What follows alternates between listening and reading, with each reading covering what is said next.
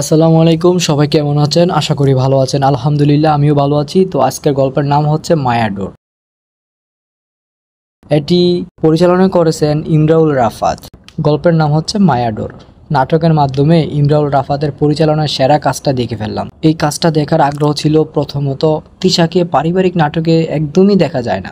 আমার দ্বিতীয়ত, তিশার সাথে প্রথমবারের মতো পার্থ শেখ, আয়েশা খান ও অনেক বছর পর তিশার সাথে শ্যামল মাওলাকে দেখতে পেলাম। এমনকি শ্যামল মাওলার সাথে তিশার এই কাজ প্রথম দেখা আমার। মায়াডোর গল্পটি মূলত একটা পারিবারিক ড্রামা। শ্বশুর বাড়িতে দেবর, দেবরের বউ, ননদ সকলেই আছে। তারপরও এমন একটা গল্প এত সুন্দর, সাপোর্টিভ পরিবার আর দেখছি কিনা কোনো নাটকে মনে পড়ে না। আর কতটা একে অন্যের সুখ দুঃখে পাশে থাকে, এটা শেষ পর্যন্ত না দেখলে বুঝতে পারবেন না। এই পরিবারের মেলবন্ধনগুলো এক একটা আত্মার সম্পর্ক।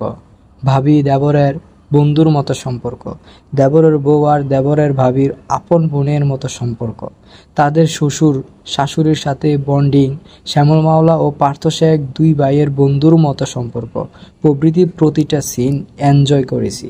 এই গল্পে ননদের সাথে তাদের গুরুত্ব খুব কম দেখানো হয়েছে।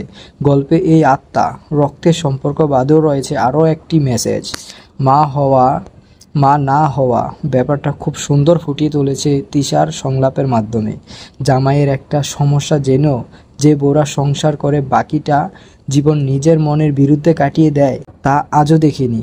এমনকি তিশা আয়শার শেষ পর্যন্ত বন্ডিংটাও বড্ড সুন্দর, যদিও কোনো রক্তের সম্পর্ক নেই তাদের। আজকাল রক্তের সম্পর্কে ভাই বোনেরও জামাই বোরা অনেক দিক দিয়ে এমন সাপোর্টিভ হয় না।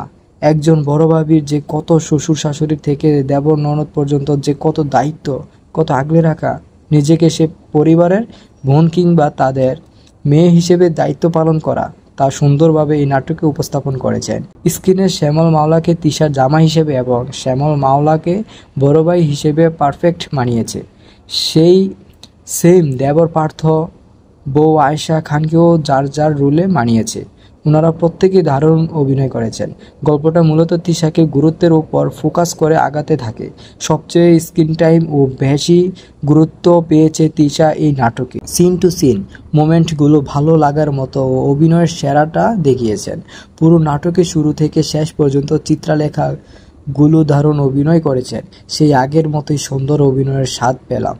অল্প সময় থাকা সমু চৌধুরীর অভিনয়ও ভালো ছিল। দারুণ চিত্রনাট্য ও উপস্থাপনার পাশাপাশি কারিগরি দিক দিয়ে বিজিএমটাও সবচেয়ে ভালো লাগছে। খুব সুন্দর মানানসই ছিল। তো গাইস, দেরি না করে এখনই নাটকটা দেখে ফেলুন।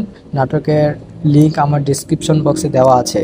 তো গাইস, সকলে ভালো থাকবেন। এমন ভিডিও যদি পেতে চান তাহলে আমার চ্যানেলটা সাবস্ক্রাইব করবেন। আর ভিডিওটা যদি ভালো লেগে থাকে তাহলে ছোট্ট একটা লাইক দিবেন। আবার কথা হচ্ছে পরবর্তী ভিডিওতে। তো গাইস, সকলে ভালো থাকবেন। আসসালামু আলাইকুম।